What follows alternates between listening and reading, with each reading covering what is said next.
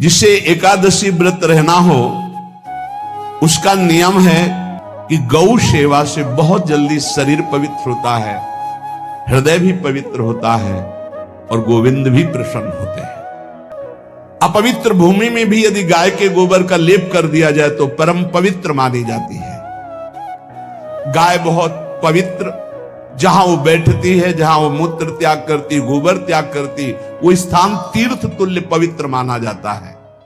कितना भी बड़ा पापी हो, अगर पंचगव्य पिलाया जाए तो वो वैदिक मंत्रों को स्वीकार करने लायक हो जाता है, पवित्र हो जाता है। पंचगव्य में पांचों चीजें गाय की होती है, गाय का मूत्र, गाय का गोबर, गाय का दूध, गाय का दही और गाय का घी, ये पांचों मिलाकर पंचगव्य पिलाया गया था। पहली बार जब वैदिक मंत्र दिया गया था तो पंचगव्य बनवाया था गुरुदेव भगवान ने सन्यास, और वो पिलाया था। ये पंचगव्य पिलाने से अपवित्रता का नाश होकर पवित्रता का संचार होता है। इसलिए धन्य है उनका जीवन जो गौ सेवा परायण है, भगवत भाव से गाय में साक्षात भगवान का भाव रखकर गौ सेवा करते हैं। त्रसिता गौर गृहे बद्धा गेहे कन्या रजस्वला देव शास्त्र सन्निर्माल्य हंति पुण्यम पुराकृतम। यदि घर में गाय बंधी है और भूखी है और प्यासी है तो तुम्हारे सारे पुण्य नष्ट हो जाएंगे। अगर घर में रजस्वला कन्या बहुत काल तक है और उसका विवाह आप नहीं कर रहे हैं तो आपके सारे सुकृत नष्ट हो जाएंगे।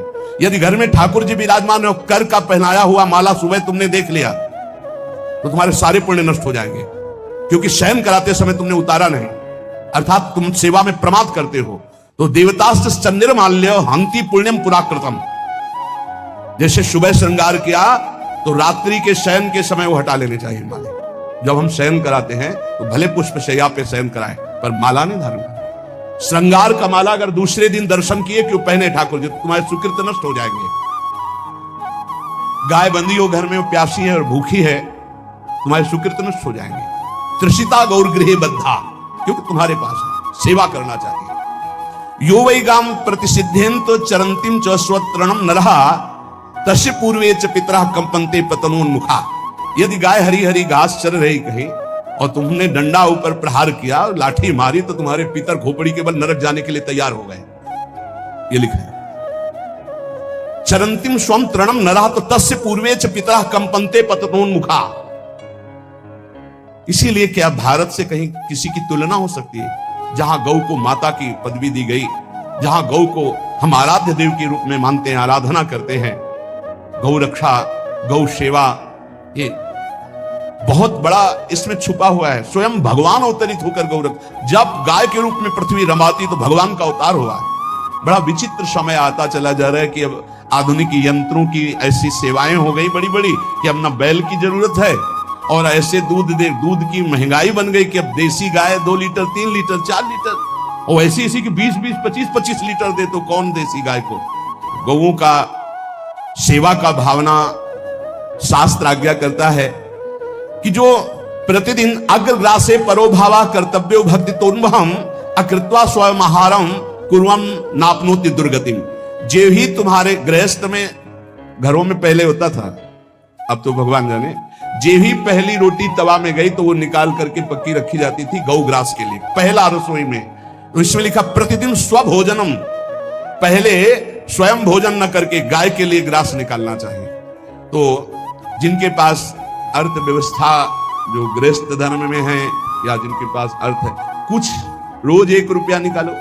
हम कह रहे रोज निकालो तो महीने में 30 रुपया होते, 30 रुपया में एक गाय को हरी घास तो एक टाइम पवा ही सकते हो ना, बहुत नहीं है तो 1-1 रुपया निकाल के अगर एक गाय को चारा दोगे तो एक बार का भोजन तो हो ही सकता है। 30 रुपया में हरी घास जाकर उसके एक बार तो पवा दोगे ना।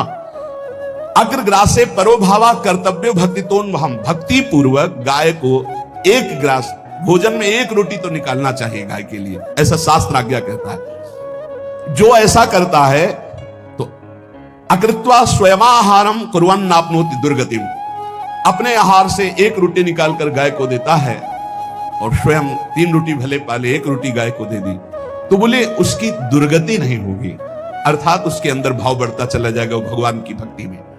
और तेनाग्नयो हुता सम्यक पितरश्चापि तर्पिताः देवास पूजितास्तेन यो ददाति गवान्हिकम। जो प्रतिदिन गौग्रास निकालता है अर्पित करता है तो उसको अग्निहोत्र करने का फल मिलता है, उसके पितरों को तृप्ति मिलती है और समस्त देवताओं के पूजन का फल मिल जाता है जो गौग्रास निकालता है। यो वै ताड्यते यष्ट्याधेनुम मर्त्यो विमूढ़धि, जो मूर्ख मनुष्य, जैसे अब गाय दूध नहीं दे रही, मार डंडे डंडे मार रहे हैं, इंजेक्शन लगा रहे हैं, ऐसे वैसे कर रहे हैं, उसको ताड़ना दे रहे हैं, तो बोले जो मूढ़ बुद्धि मूर्ख मनुष्य, यो वै ताड्यते यष्ट्याधेनुम मर्त्यो विमूढ़धि, वो गाय को लाठी से मारता है, डंडे से मारता है, हाथों से मारता है, तो धर्मराजस्य नगरे सा याति करवर्जिता। धर्मराज जी पहले अपने नरक में ले जा करके उसके कहते थोड़े थोड़े तिल तिल करके पहले इसके हाथ काटो, मरना है नहीं वहां, अब आराम आराम से थोड़े थोड़े पहले हाथ वर्जिता, इन्हीं हाथों से गाय को मारा था ना, वैसे थोड़ा थोड़ा काटा जाता है उसके हाथ, कर वर्जिता, उसके दोनों हाथ काट करके थोड़े थोड़े।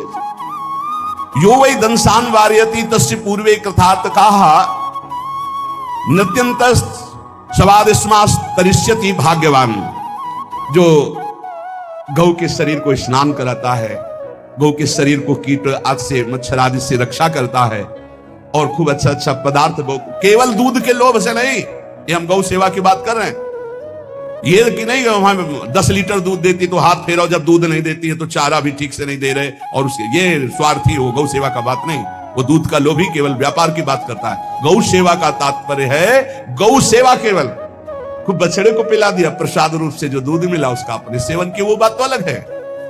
अब बछड़े को तो जरा सा केवल पिन्हाने के लिए कर दिया और खूब सारा दूध लीटर में नाप करके जा रहा है और उस समय तक तो खवाओ पियाओगे ही खूब अच्छे से, उसके बाद जब दूध देना बंद किया तो उसका आदर सत्कार खत्म, खोल के बाहर ऐसे वो प्लास्टिक खाते घूम रही है, तो ये गौ सेवा नहीं मानी जाएगी, वो स्वार्थ पूर्ति मानी जाएगी।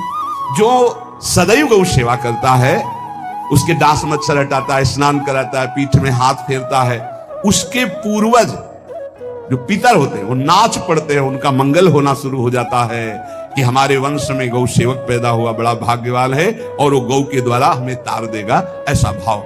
गौ सेवा हमारे सनातन धर्म में बहुत बड़ा स्थान गौ सेवा का है। पर एक बात ध्यान रखें, इन सब सेवा का फल है भगवान के चिंतन में निरंतर वृत्ति डूब जाए, हमारी एक एक वृत्ति एक एक क्षण भगवान के चिंतन में डूब जाए। अगर नहीं तो हम आपको उत्तर दे रहे हैं, क्या महाराज नृग जैसा कोई गौ सेवक हुआ है दानी? भागवत में पढ़ लेना, करोड़ करोड़ गायों को, करोड़ों गौशालाएं थी, एक दो नहीं, इसलिए कह रहे हैं करोड़ों शब्द कि आप उसको कहीं ज्यादा ना समझें। पृथ्वी के कोई भूमि के कण गिन सकता है, बारिश की बूंदे गिन सकता है, लेकिन महाराज नृग की गौएं जितनी दान की गई वो गिनी नहीं जा सकती थी, ऐसा वर्णन आता है। अरबों अरबुद गौओं की सब स्वर्ण से अभिषिक्त करके ब्राह्मणों को दान करना, इतने बड़े गौ सेवक, इतने बड़े दान करने वाले, एक चूक हो गई, ना दान लेने वाले तपस्वी ब्राह्मण की गाय किसी अन्य ब्राह्मण को दान कर दी, और वो ब्राह्मण ने जब गाय देखी बोली मेरी गाय चुरा ली, बोले महाराज नृग ने दी, महाराज नृग से कहा मेरी गाय है, तो उनका गौशाला में आ गई होगी, आपको 10,000 गौएं देते हैं, आप अपनी गाय, बोले मैं प्रतिग्रह नहीं लेता, जिसने दान लिया था उसने कहा गाय यही लेके जाऊंगा, तो उनका आप गाय छोड़ दीजिए, आपको 10,000 गाय देते, बोले नहीं लूंगा, बस अनजाने के अपराध ने गिरगिट बना दिया था, कुएं का गिरगिट। पर भगवान बड़े कृपालु हैं, गौ सेवक थे, इसलिए गोविंद द्वारिकाधीश जी ने उनका उद्धार किया। सब साधन का फल है अच्युत भावना से युक्त होकर, भगवत भावना से युक्त होकर निरंतर भजन करते हुए सेवा परायण रहो, चराचर जगत की सेवा परायण रहो।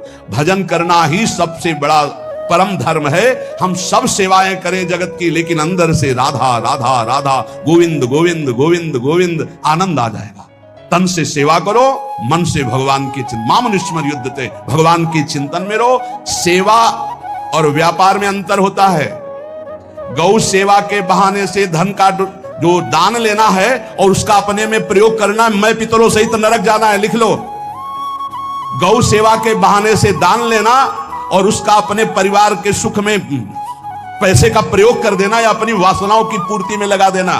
आया गौ सेवा के लिए और आप प्रयोग कर रहे हैं गाड़ी घोड़ा नाना प्रकार के सांसारिक भोगों में, तो लिख लो पितर सहित तुम्हारे नरक जाएंगे, क्योंकि गौ सेवा के लिए आया है। गौ सेवा का धन सिर्फ गौ सेवा में ही लगना चाहिए। आप गौ सेवक है, दूध पान कीजिए, रोटी खा लीजिए, लेकिन गौ सेवा का अर्थ आप अपने वासनाओं की पूर्ति में, अपने मनोरंजन में या अपने मन के संकल्प भावना में नहीं पूरी कर सकते। गौ सेवा के लिए ही पूरी कीजिए। गौ के वास का निर्माण, गौ के भोजन की व्यवस्था, वो दूध दे ना दे, वो कैसी भी अवस्था में हो, उसकी सेवा परायणता, उसके लिए सेवक रखना, सेवकों को भी सुख प्रदान करना, लेकिन स्वयं कभी गौ के सेवा के लिए आए हुए धन का स्वयं के लिए भोग न करना और निरंतर भजन में रखना, उसे परम पद की प्राप्ति हो जाएगी। इसलिए हमारे सनातन धर्म में गौ सेवा का विशेष महत्व है और इस महत्व को सबको स्वीकार करना चाहिए।